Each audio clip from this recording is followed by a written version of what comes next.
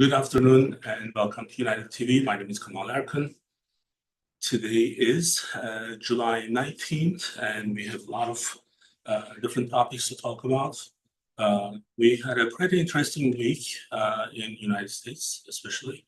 So one of my client managers, Alp Sentay, is going to join me. Alp, you can turn your camera on. If we can get a sound check from one of our people in the office, because we're in the new studio. So you are the first actual kind of like guest of the studio. Feels good to be here. It feels like we're in an actual studio. So. All right. First we have a presentation on the HCC and value-based contracts. So, and before we go to those, just as a reminder for those who may be first time actually watching this, United Medical ACO is an accountable care organization. We have several different value-based agreements. Right now, I believe we have almost 80,000 lives under these agreements. And because also our core business is on the revenue cycle management, between this clinical and the medical billing side of the business, we see a lot of interference in some ways. And we want to actually discuss one of these today. That would be the risk scores and the take-backs and how the insurance companies can actually impact value-based contracts with these offsets and takebacks that they have throughout the year. Now, to give the background of the issue a little bit, when we say takeback, there are two timely terms in the insurance business. One is when we are submitting initial claims, and the other one is when the insurance company is requesting a takeback, meaning that they find some mistakes and they are going back and then request that money back.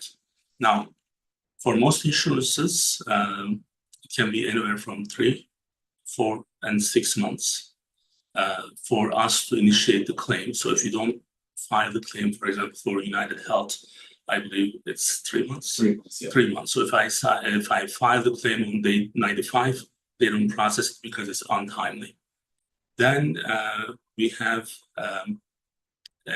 like if it's high mark, it's 6 months. Right? Yeah, high mark is 6. So if it's at night, it's 120 days. That means 122 day 122, we cannot submit that claim because we're going to get untimely.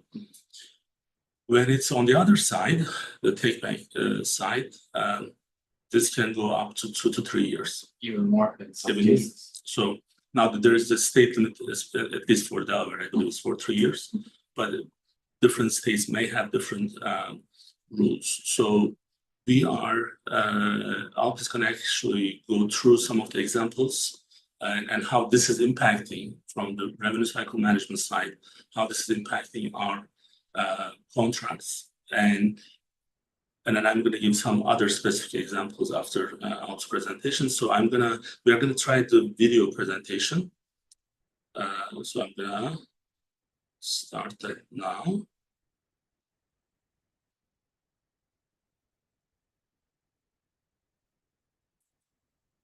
All right, sounds good. Well, first of all, again, thank you for having me in this show. It's so this is your time. It's my second time.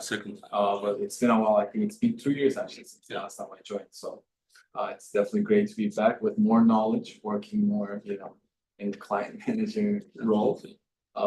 So yeah, first off, again, as you explained, I'm gonna go over the insurance takebacks and what it means for the people that might not know about it. First, so it's basically the process where an insurance company, they recoup the money that they have already paid to a healthcare provider. Now, if some people that don't work in the healthcare space, they might be wondering why would they ever take back a money that they already paid a healthcare provider? That's also a good question for me as well. since, I'm not, American, I wasn't born here. It's a completely different system. It was a, process that was very hard for me to grasp at first as well. But now that we go through these, I am able to see that sometimes with these things being more private on the private side, some, errors on the claims, errors on, patients' demographics information and all that stuff, they do trigger these takebacks from the insurance companies. So some of the reasons for these takebacks, as I mentioned, are, for example, the overpayments. Sometimes the insurers, they pay more for a single claim than what they should have paid. And at that moment, usually when we notice, we inform them. But if we miss and then they already overpaid as well, or if we use the modifier and they didn't take that into account, they try to take that money back. That's one reason. Another one, again, as I said, incorrect claim submission. Sometimes there might be, coding mistakes and modifier mistakes and stuff like that on claims. As we mentioned, I mean, that's why our company exists today, revenue cycle management. That's what we fix, and these mistakes do happen. And sometimes those do trigger some insurance takebacks as well. Another one is prior authorization. I mean, as you know, with the American Surgery Center, with the surgeries, it's a very timely, time-consuming process. Sometimes, if these are not obtained for a procedure that should have been obtained, or even if we obtained and the insurance thinks that we didn't use it on the claim or it was misused on the claims, they do make these takebacks. And the last one I want to talk about was coordination of benefits. Now, this is a big problem for us because we are only as accurate as the systems provide us with the insurance information when it comes to these patients. So with these patients, they provide us a certain insurance information. We go check on our own systems, and then we see the information, then we act based on that. But the insurance companies, they update these information 6 months, even a year or two later, and then they come back to us and say, hey, you submitted an incorrect claim. You should have submitted this to another insurance, and this is not correct. And then they try to take this money back, which at the end of the day penalizes the provider, which is incorrect. So again, with the process of these insurance takebacks, what they usually do is they first identify, as in the insurance companies, they identify these overpayments, and then they notify us, which they usually work with a third-party company, and they're very, very hard to get a hold of. So they send us a notification through mail or fax, and then we receive these, and then we usually appeal them. And then it's a whole process that starts after that. They usually don't receive our appeals, or it takes some time to process those, etc. And then they send another notification. And if we still can't reach an agreement, they're able to offset from paying new day claims. So what this means is, rather than paying new day claims, they process a $0 check, meaning that they're offsetting that balance off of the takeback that they're making. Again, and for the healthcare providers, this has a big financial impact because, as I said, new day claims are not processing, so there is less cash inflow to the practices, which affects the practice's overall cash flow and financial stability. And then from our perspective, this also brings a big administrative burden, whereas then my team needs to go back on these accounts, look at every single account that was offsetted, paid, taken back, and then put all of these together to find out which claims are they actually offsetting, which claims they're taking back, why are they taking it back, which insurance do we submit, again, with the timely filing limits, as you mentioned as well. And finally, what we're mainly going to talk about today is its impact on the value-based contracts from the United Medical ACO standpoint, from the accountable care standpoint. Again, just a quick overview of the value-based contracts as well. There are two important things that these value-based contracts focus on. One is the risk of the population, and two is the expenditure of the patient population. So with that being said, there are some key components that they look at when they look at the value-based contracts. Number one is quality measures, and then the financial incentives, risk sharing, care coordination, data and analytics. And then if we were to put this in a timeline, basically how it works is for the value-based contracts, there is a full program here from January 1st of, let's say, 2023 until December 31st of 2023. And then for this program year, the results usually come out sometime between, July, August, September of the next year. So 2024, we're actually patiently waiting for our contracts from last year to finalize right now. And how they calculate these, expenditures, risk scores, etc., is based on process claims. Now, let's say they process the claim for the 2023 program year, and then they calculated, the expenditures, patients' risk scores, and all that stuff. And all the paid claims are calculated as an expense. So once these are calculated as an expenditure, they also calculate the risk scores. As an example, what me and you we talked about during our meeting yesterday was, let's say an insurance company goes back 2 years. So for the program year of 2022, they pay an X amount to the medical provider, let's say, just as an example, $300,000. And then 2 years later, this is the fiscal year 2024, they try to take some of that money back. Let's say they try to take back $50,000 of that $300,000 paid. What happens is that contract in 2022 was already finalized in July, August of 2023. And then now we're in 2024, but they're not going back and readjusting those contracts based on how much money they took back and how much they calculated into the expenditure, which at the end of the day hurts our ACO incentives as well. So just to give you an example from United Medical standpoint, our Highmark contract right now is almost like for program year 2023. So this is July. So from that, we are done with whatever expenses that they have given us. So if they believe that they made any overpayments, from the value-based standpoint, our ACO side, we took that as loss in that case because that increases our expenses. Now, next year, Highmark is able to, and I'm using Highmark, but it can be any insurance. They will come back and then take the money back, but they will not adjust the value-based contract expenditure averages. So that means, so while they're paying, they know that they're able to get their money back from us because they can do an offset. So that's the other thing that we need to mention. And we are going to have Trinidad Namara, our insurance commissioner, joining us, I believe, in the next 3-4 weeks. Our goal is to have a law that limits these takebacks in the same content as the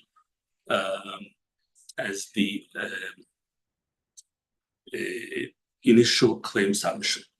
So that's kind of what we want to actually see, because the fee for service, if we just take a step back and then just explain the value-based contract, the goal for the value-based contract is go from fee for service and it rewards the providers. We want to shift from that and reward the providers, and this would be for quality and efficiency and also lowering costs.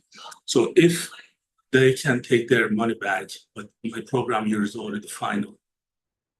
There's another example which we talked about last week, and that was Medicare made a mistake with 2 cardiac codes.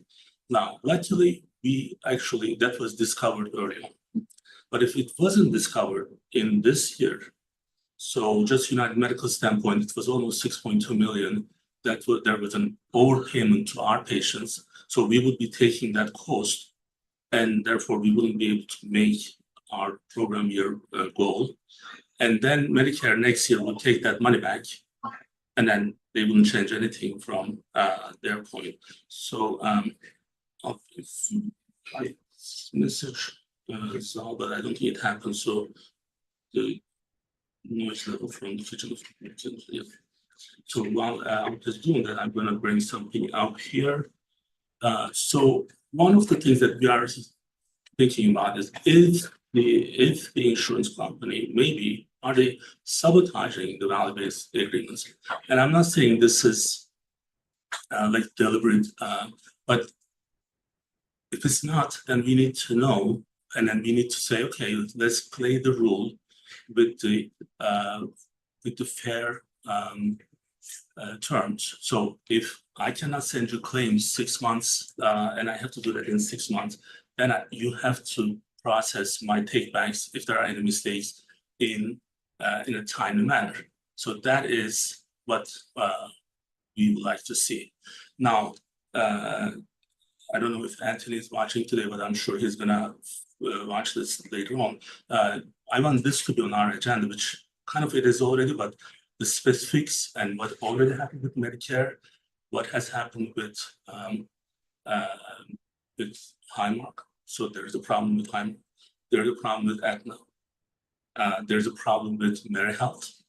So all these insurances have a significant issues when they're processing these claims and leaving the provider almost with no choice but eat that cost. When 2 years later you come back and say, oh, I'm not going to cover this surgery.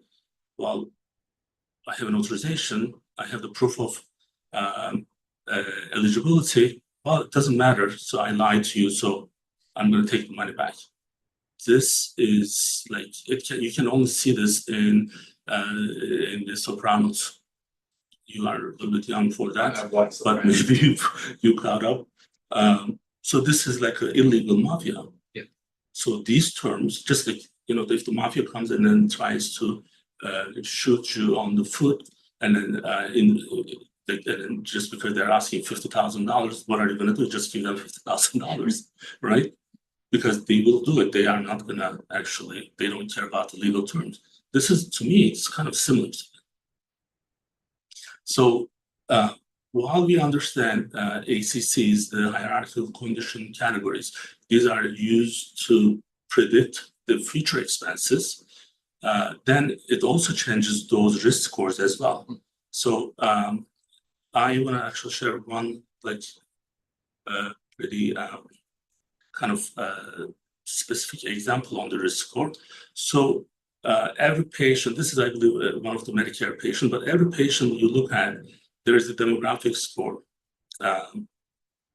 Now, when you look at the ACCs, every ACC is increasing the prediction of that patient's cost. So if they have, the first one is controlled diabetes, there is additional $1,162.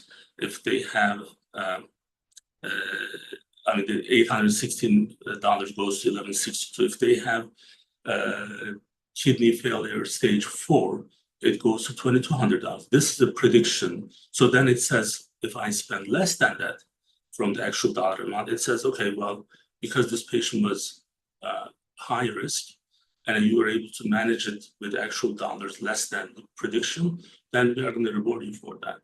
So now when you add the heart conditions, the I-50, and then you add the morbid obesity, and then you add, I don't know what J82 is right now, but that's fine. So it gets up to $10,000. So now, if these are not accurately calculated, or if someone changes these calculations later on, then it's a huge mess. So then there is no integrity of the value-based contract. Now we have to waste a lot of time to make sure that whether or not these are correct. Well, these are not accurate. So that's what we see. So therefore, we demand states, not just Delaware, because we are in 28 different states, so they all need to come up with the state law that doesn't allow the insurance companies to take the money back more than whatever the initial timely filing is.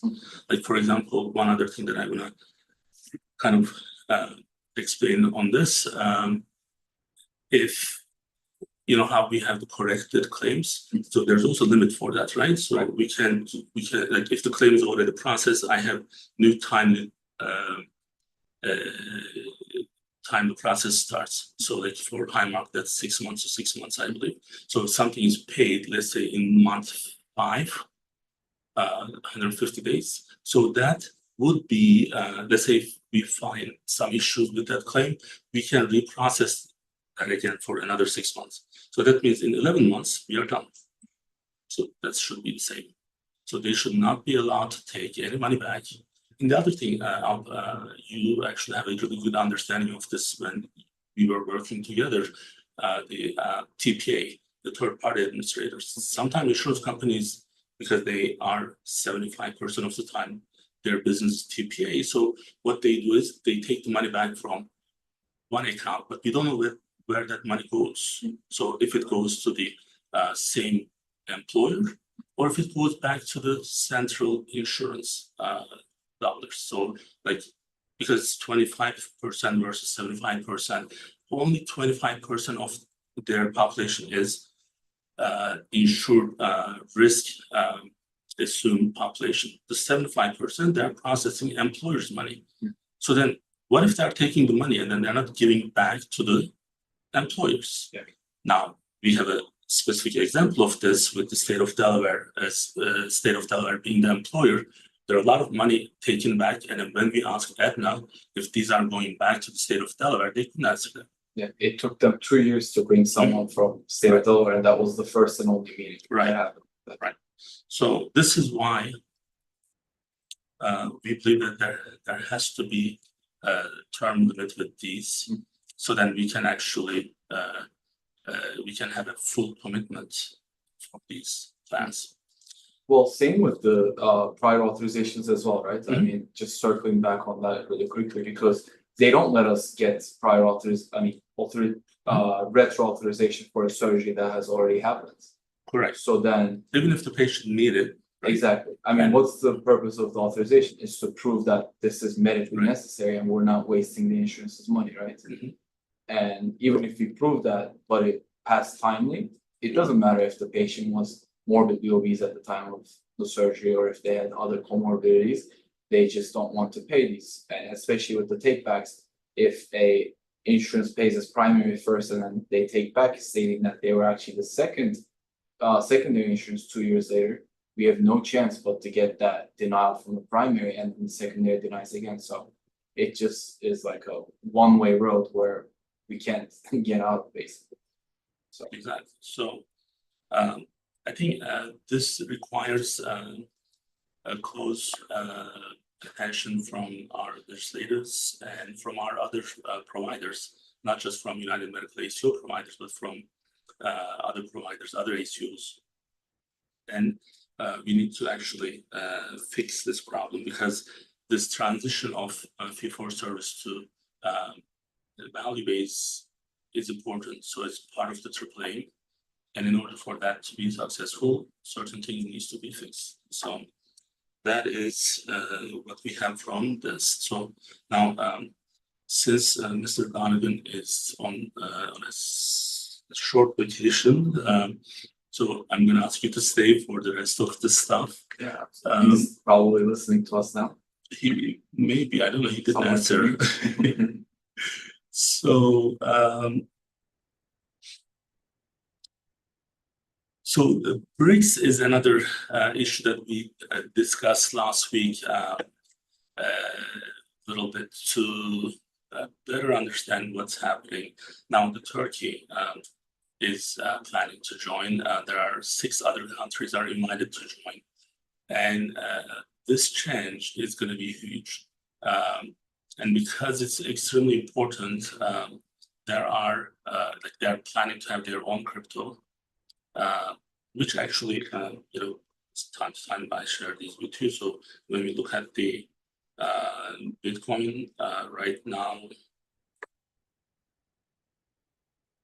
let's see where we are.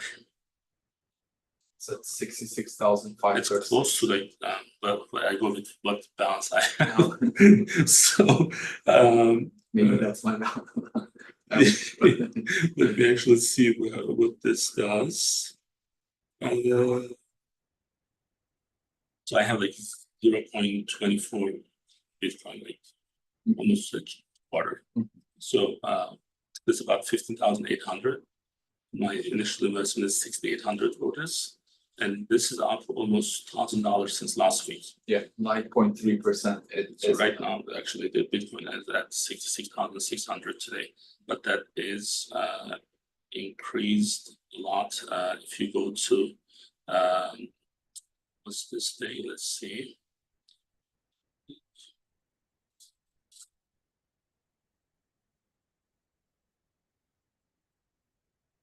Like July 10th, it was at 57.7. Yeah. So it was crazy, but this is a different issue. Bitcoin is one of the default crypto, but now BRICS is planning to have their own crypto, and I know you have some stuff that you prepped. Yeah, well, I mean, I do follow the market myself as well, the crypto market. And one coin that I actually follow very closely along with Bitcoin is the Ripple. I don't know if you ever heard of that, XRP. I don't have that. No. Yeah, so Ripple is basically, it's a technology company, and then they focus on the digital payment protocol network, also known as like cryptocurrency. And then they wanna establish that free global transaction process. Their main goal is that they're the main cryptocurrency trying to do that. And there's actually a lawsuit against XRP right now, started by the SEC.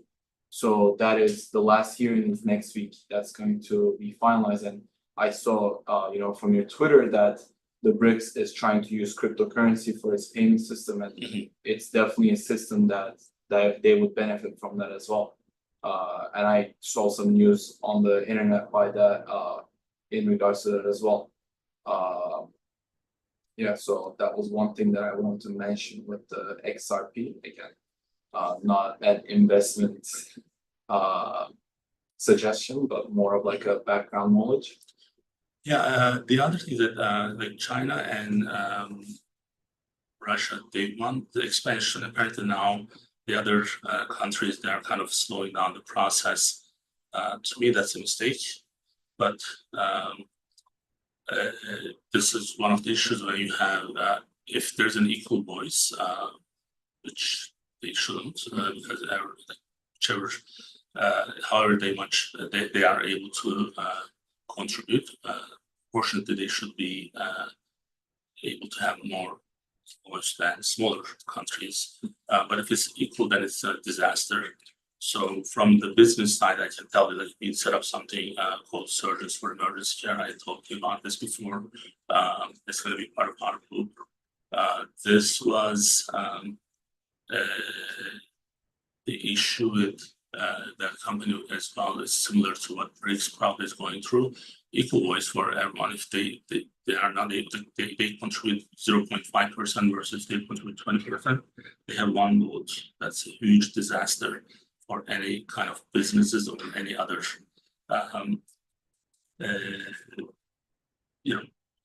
any other entities. So of course it is the same for the for BRICS. So if that's the case, now let's see how they are going to come out of that. The other thing is that I do talk to you about this time to time. This is going to change the world if it's successful, because when US dollar is the global currency, it gives us this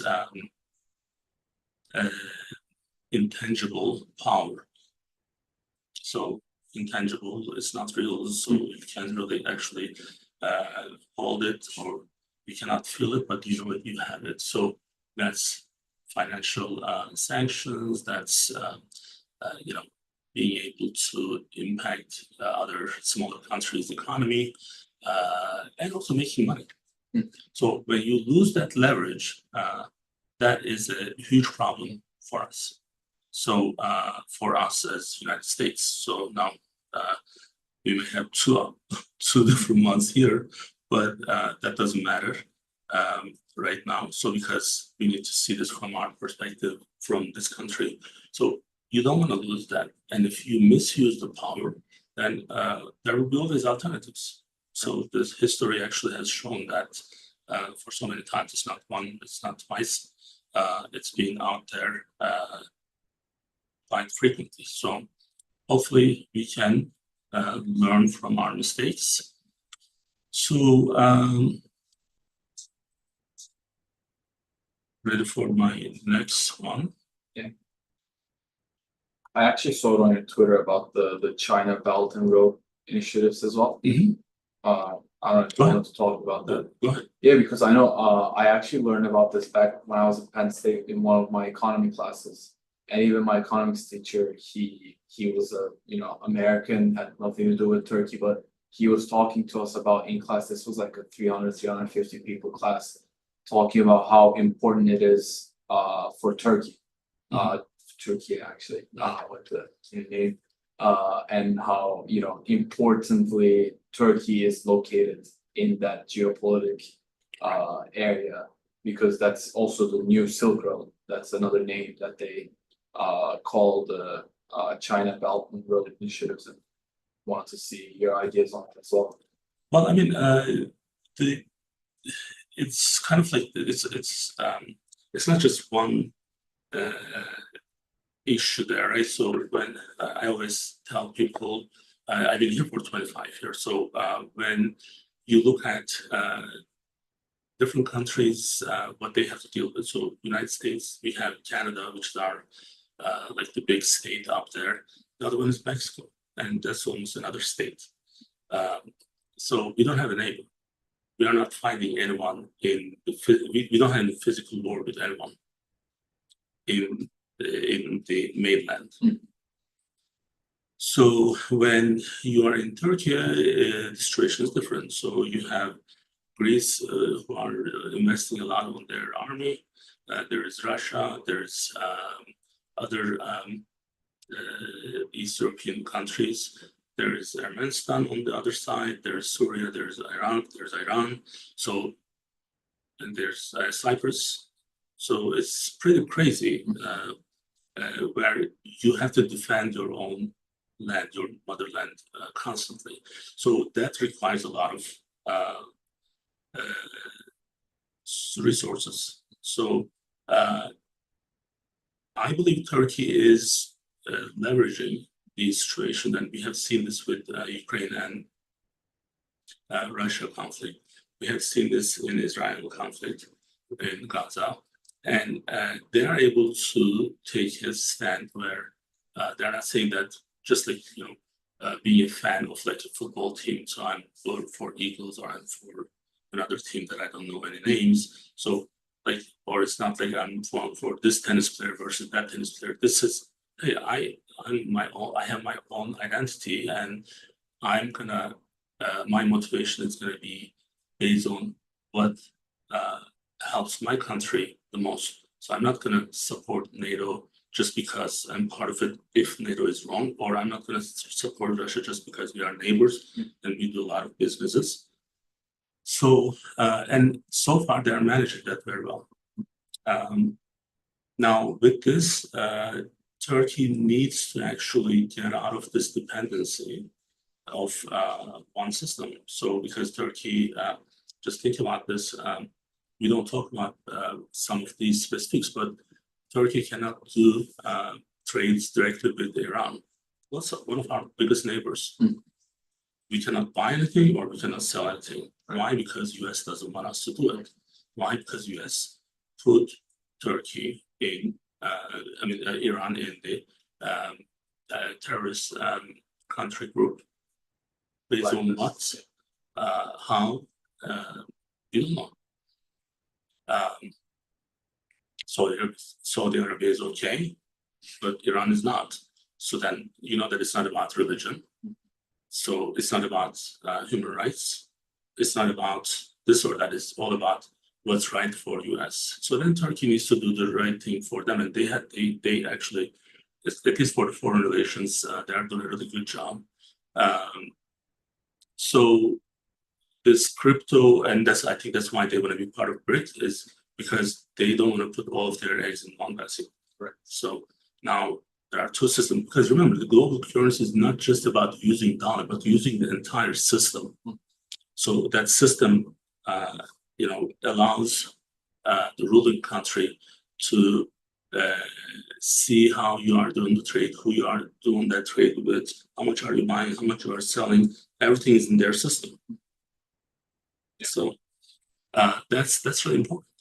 So that's why probably Turkey is gonna support this, and I think it will be one of the really active members of BRICS, because from the economy, from the logistics where we are, that's gonna impact their decisions, and they're gonna probably take leverage on that. We'll probably see a lot of good things come out for them, for Turkey. But we live here, my home is here. That's correct. So I say this all the time. So I've been here almost similar to your total age. I lived in this country, it's my home. So I have to make sure that our next topic is kind of related to this, our kind of dementia area range. Presidents or presidential candidates are not ruining this. So that's why you have to be responsible with what you have. You cannot just take advantage of situations. You have higher responsibilities with the high power. So that's if you use that, if you misuse that, then things are not going to work out, and other countries are going to look for other alternatives. So hopefully that doesn't happen. Not sure if I answered your question. Yes. But I thought I did. Yeah. So this week was an interesting week, as I mentioned. And unfortunately, one of those things where I don't feel good about saying that I knew this. I said this so many times, it's on the records. I knew this was coming. This is the assassination of former President Donald Trump. Luckily, it was not successful. If it was, then we would be in a huge trouble for this country. This can take the country to a civil war at this point, because many people may or may not understand, but there is a pretty large groups on each side where they're actually on the extreme side. So I can see the tension. There is not many people in between anymore. It used to be a lot of people, like 80% would be in between. But now it's almost the reverse, like 20% in between and then 40-40 on each side. And that is very dangerous. For this incident to happen, and if it was successful, it could be really bad. But what I see, the reason I also wanted to bring this, why do we have to pick between a 78-year-old and an 83? And it's even kind of like, kind of in a way funnier when the 78-year-old calls the 81-year-old old or unhealthy. So, right, so to me, they're at the same level. Now, Trump is a showman. So he's a good showman. Now this happened, and I know that this has nothing to do with his people. It happened, I think it's an individual incident with that guy. I don't think this has anything to do with Democrats and Republicans. Because if it was done by the deep state, they would finish it. They will not just leave this. And if it was done by his people, he wouldn't take that risk, like going from here. He's 78 years old. I mean, he's not going to take that kind of a risk and then get shot on the ear and then risk that. So that's crazy. So that's how I'm able to rule out those two situations. Now, the thing is, he came out of this with a great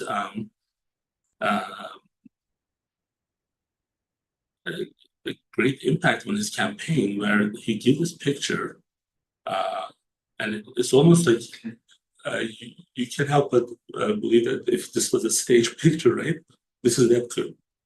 And I don't think it's a stage picture, but it's a great picture for him to be able to give that. Would I be able to do that if I was shot in my ear and then just come out and then say fight to people? I don't think so. Well, he was playing golf the next morning. I know. So he's a different animal from that point. But would you be able to do that? I don't think so. Right? I think I would be scared to get right. out for a while. And he's gonna probably, if Biden doesn't step down, he's gonna win this election. Trump is going to win this election. So now, last week, I know you watched the session with Sean. I texted him in January saying that Biden should step down. He's not actually altogether. I mean, I work with the Democrat candidates here very closely. And for me not to feel comfortable about the presidential candidate is sad. There are a lot of good alternatives to Biden.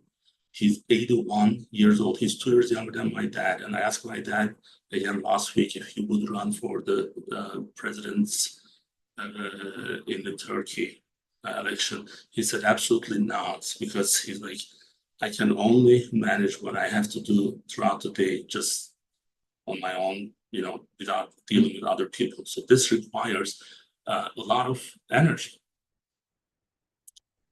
Leave it in good terms is the right thing to do. So I don't want to have an 81-year-old president. I don't want to have a 78-year-old president. How can they relate to what we are going through? Right. That's a retirement age, way past retirement age, and they need to probably just go and rest and play golf together, and then leave the stage for younger people. And then we'll see if that's ever gonna happen. So we'll find out. So now I believe those what we had today. We have another session with Dr. Ergao. He's going to be here in the next 15 minutes, hopefully. First time we are going to do the Bariatric Friday in the same studio. Now with our new office, one of the best part of the new office is we have a nice studio here. We'll be able to host other people, other guests as well. Just looking forward, now we're working with this last topic. Biden may step down today or tomorrow, so it's very close. Who's going to be next? I hope it's not going to be Kamala Harris. It would be a disaster. I work with 3 women in Delaware race with Democrats, 3 very powerful, very engaged, very experienced people. So, but Kamala Harris is a disaster. It would be a disaster if she's the one who's going to run for the race. Hopefully, that's not the case. Although from the fundraising standpoint, she's the only one who can actually utilize the funds that Biden already raised. So, not sure how that's going to work, but hopefully she is not the one who's going to, I mean, if she runs, she's going to lose anyway, but hopefully they can come up with someone who's qualified to do this job. So again, we'll be back with the Bariatric Friday. It's going to be an interesting week next week, starting from today, actually. Let's see how things are going to work out. Next week, we have Brian Townsend. He's going to be with us. I think it's going to be his 4th or 5th time, maybe. He's a great advocate for our provider network and someone who really understands the issues in Delaware. And we are going to be with him, and we'll have our clinical presentation as well. So thank you for joining us, and we'll be back in 15 minutes. Thanks. Thank you for having me as well. Well, thank you for joining us.